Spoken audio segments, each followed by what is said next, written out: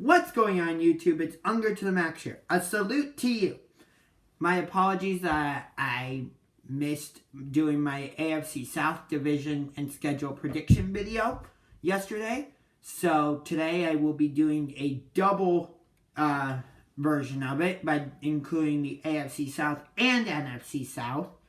I might not go through each team's schedule because that's a lot. I might just do a couple highlights of each team's schedule and give you a prediction for their record based on their record from last season, how I think their offense is going to look for this season, how I think their defense is going to look this season, and what I think of their head coach and all that. And I'll give you a prediction on whether or not excuse me, they'll make the playoffs. But that's not why I'm making this video, because this is not my schedule prediction video.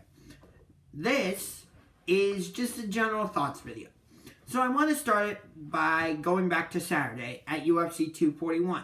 Stipe Miocic was trying to win the heavyweight belt back from Daniel Cormier, who beat Stipe back at UFC 226. Back then, Stipe was trying to extend the record for the most successful title defenses in UFC heavyweight history by going for his fourth title defense. Unfortunately, he got into the clinch with DC, which is not something you're supposed to do, and DC was able to land an overhand right and knocked out Stipe. And then DC would then defend the heavyweight belt at UFC 230 against Derek Lewis. And then he took a few months off so that he could have back surgery. Meanwhile, instead of taking a fight and risking not being the number one contender, Stipe decided to take the year off, go back, work on some things, and wait for his turn at a rematch. Now, it didn't look like the rematch was going to happen at first because there were talks that Brock Lesnar was going to get the next opportunity, because after UFC 226, Brock Lesnar stormed into the octagon and confronted DC and pretty much said, Stipe and DC are both pretenders, they're not real champions, and he used words I don't want to use here. Anyway, but of course that didn't happen because Brock Lesnar retired from the UFC to focus squarely on the WWE. And thankfully, he's not the Universal Champion anymore because Seth Rollins beat him at SummerSlam after Lesnar had cashed in on Rollins at Extreme Rules and became Universal Champion. And then Rollins won a Battle Royal or something on Monday Night Raw, got the rematch at SummerSlam, and he defeated Brock Lesnar to once again become Universal Champion. So anyway, for the first two rounds, DC was absolutely dominating Stipe on Saturday night in the main event of UFC 241 at the Honda Center in Anaheim, California. Honda Center is where the Anaheim Ducks play. They're an NHL team from the Pacific Division, for those of you who may not know and don't follow hockey, which is okay. So, in the third round, Stipe started to use body shots. And for some reason, DC stopped trying to put pressure on him.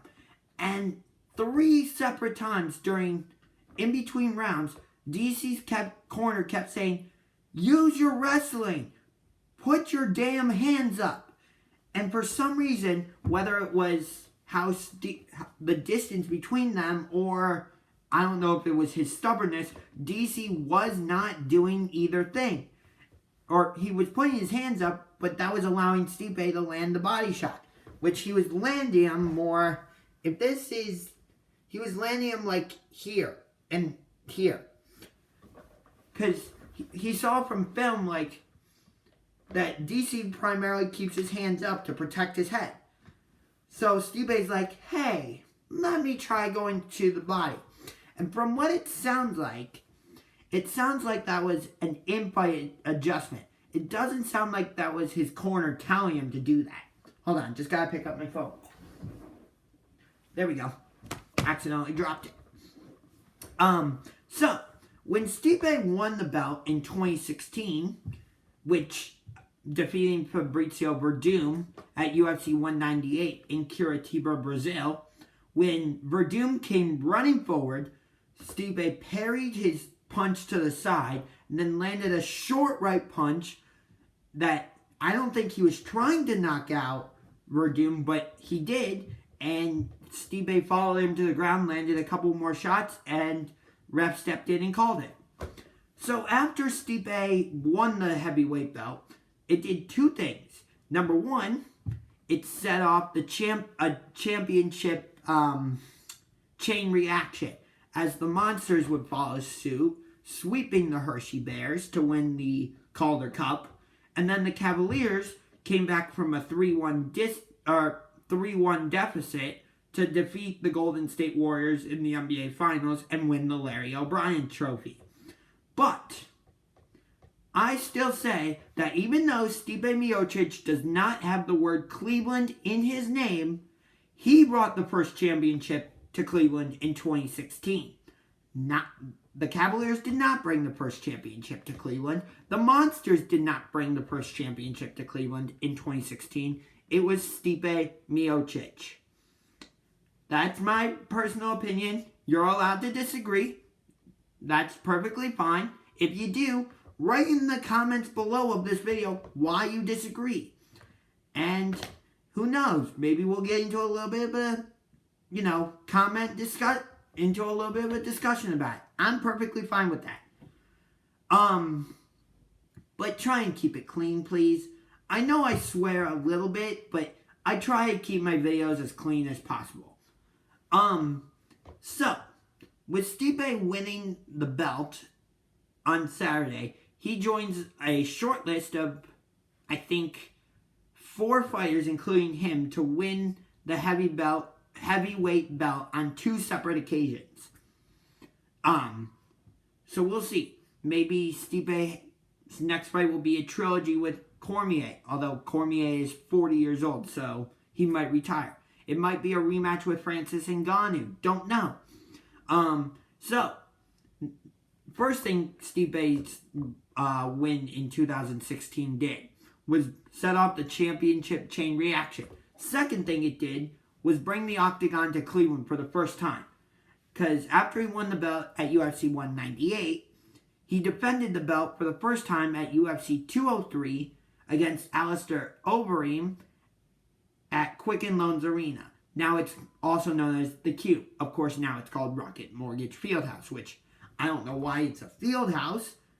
Originally, I thought it was because we had an arena football team, but over in Indianapolis, where the Pacers play, their arena is called Bankers Life Fieldhouse, and they don't have an arena football team.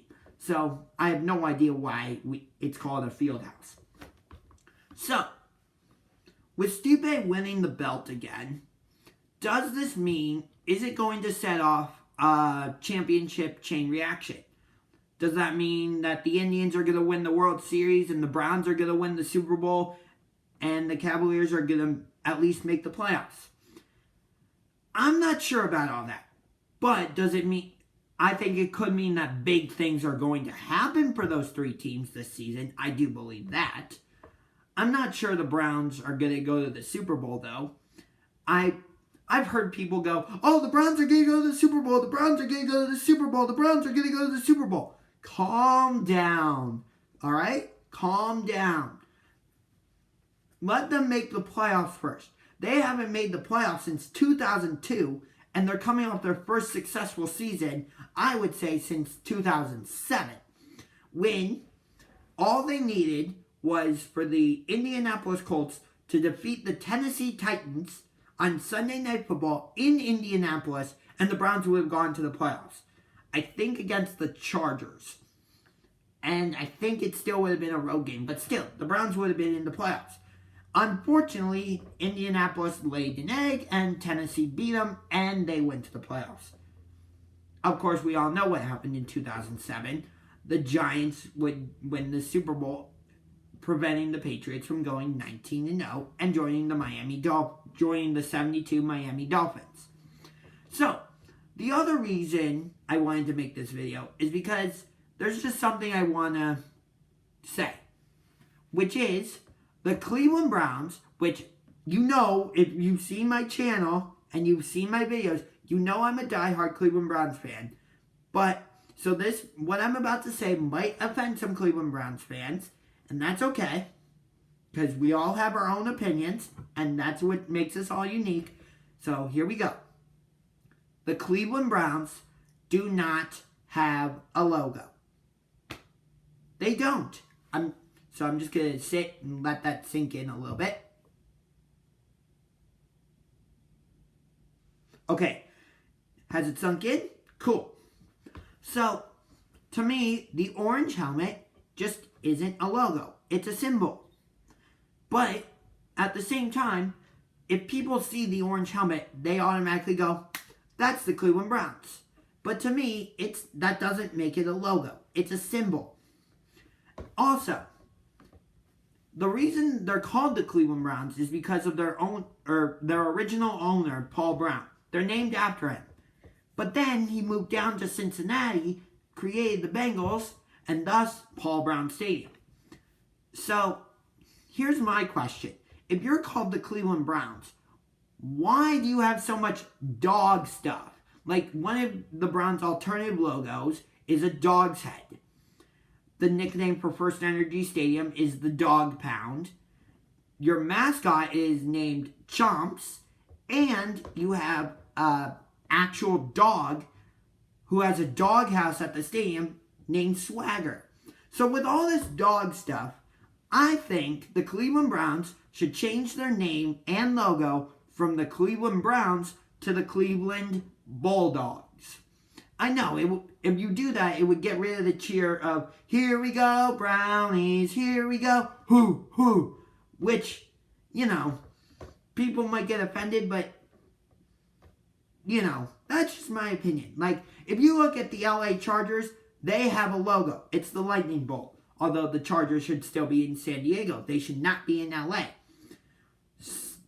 If only Spanos had actually done more to try and keep the team in San Diego. Although the city of San Diego didn't want to build a new stadium. So it's kind of a give and take. The LA Rams, they have a logo, the Rams head. Although I wish they were still in St. Louis. But whatever. The Baltimore Ravens, the Ravens head with the B on it, that's their logo. To me, the orange helmet is not a logo. It's just a symbol.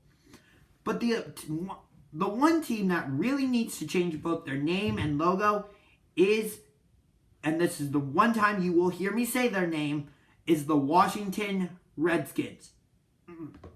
I think I just threw up in my mouth a little bit. I hate saying that team's name and logo. I hate it. I find it to be extremely racist, stereotypical, and discriminatory. I wish Roger Goodell would get up off his butt, go over to Dan Snyder, the owner of the team, and say, hey, you need to change your name and logo. This is getting ridiculous. I would do that if I was the commissioner of the NFL, and I wouldn't give them a choice. Now, that might be a little forceful, but still, that's my personal take on it. And if I could change their name, I would change it from the Washington you-know-what to the Washington Dart Frogs. I would say Washington Poison Dart Frogs, but I think Poison Dart Frogs is a little too much. So we'll go with Dart Frogs. You know that one touch of their skin will kill like 100 mice? And it will kill you instantly if you were to like touch the frog's skin and then maybe put it in your mouth or something. So they're small animals, brightly colored, and those colors are used as warning colors. Don't touch me, or I will. If you touch me, you are in for a nasty surprise. So I just wanted to say that. Oh, and one other team that needs to change their logo. First off, I don't see this as a logo. Although, when people look at it, They know it's the Cleveland Browns. But the team that has the one team in the NHL that absolutely needs to change their logo is this team. That is one of the worst logos I have ever seen. And their alternative logo is way better. Look at this. It's the bird, and look at the bottom. It has the Capitol building. That is a way better logo. So if I'm Washington, I'm changing my logo from the one that says Capitals with the hockey stick as the T to that alternative logo that I just showed you with the bird. So that's my little logo video for the day. Like I said, I will be doing my live stream about the two South divisions later. Until next time, this is Unger to the Max signing off with a salute to you. If you enjoyed this video, punch that like button like a UFC fighter and punch that subscribe button. Welcome to all the new subscribers and viewers. Hope you enjoy the channel and the videos.